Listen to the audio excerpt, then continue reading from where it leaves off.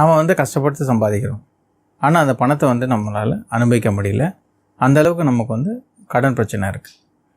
அதை தீரணுமா, அதை பற்றி நீங்கள் தெரிஞ்சுக்கணுமா, இந்த பதிவில் நாம் தெரிஞ்சுக்கலாம். இன்றைக்கி பதிவு முக்கியமான பதிவு, கடன் தீர்க்கும் எளிய பரிகாரங்கள். செவ்வாய்க்கிழமைகளில் விநாயகர் கோயிலில் 9 சுற்று சுற்றணும். அது 9 வாரம் பண்ணணும். சுற்றும் பொழுது நீங்கள் என்ன பண்ணணும் அப்படின்னா, விநாயகர் பாடல் இல்லைன்னா போற்றி சொல்லிவிட்டு நீங்கள் கடன் சுமை குறையணும்னு சொல்லிட்டு சுற்றிட்டு வரும் பொழுது நீங்கள் கடன் சுமை குறையணும்னு நினச்சிட்டே வரணும். ஆக்சுவலாக 9 வாரம் நீங்கள் பண்ணும் பொழுது ரெகுலராக பண்ணணும்.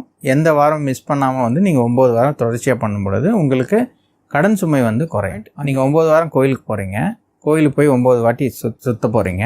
சுற்றும் பொழுது விநாயகருக்கு வந்து படையல் வைக்கலாம். படையல் எப்படி இருக்கலாம் அப்படின்னு பார்த்தீங்கன்னா, விநாயகருக்கு பிடிச்சமான கொழுக்கட்டை, அருகம்புல் இல்லை சுண்டல், இது 3 சொல்லியிருக்கலாம். 3ல் ஏதாவது ஒரு விஷயத்தை நீங்கள் வந்து விநாயகருக்கு நெய்வேத்தியமாக வந்து படைச்சிட்டு அன்னைக்கு நீங்கள் வந்து பூஜை பண்ணிட்டு வரலாம்.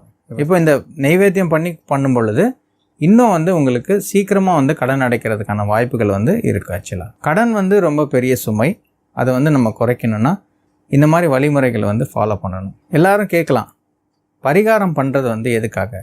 பரிகாரம் வந்து பார்த்திங்கன்னா ஒரு வழிபாட்டு முறை. நம்ம பரிகாரத்தை சரியாக பண்ணோம் அப்படின்னா நம்ம கடன் சுமை குறைந்து நம்ம வாழ்க்கையை வந்து மேம்பட முடியும். பரிகாரம் வந்து ரெகுலராக பண்ணுங்க. பரிகாரத்தை வந்து நம்பிக்கை இல்லைன்னா வந்து பண்ணாதீங்க. இப்போ உங்களுக்கு அந்த நம்பிக்கையோடு நீங்கள் இந்த பரிகாரத்தை பண்ணும் பொழுது உங்கள் கடன் சுமை வந்து கட்டாயம் வந்து குறையும். இந்த பதிவில் நாம் கடன் சுமை தீர்க்கும் எளிய பரிகாரம் பற்றி நம்ம தெரிஞ்சுக்கிட்டோம். நன்றி, வணக்கம். உங்கள் நண்பன் எஸ் திருமணி கண்ணன், பணவள ஆலோசகர்.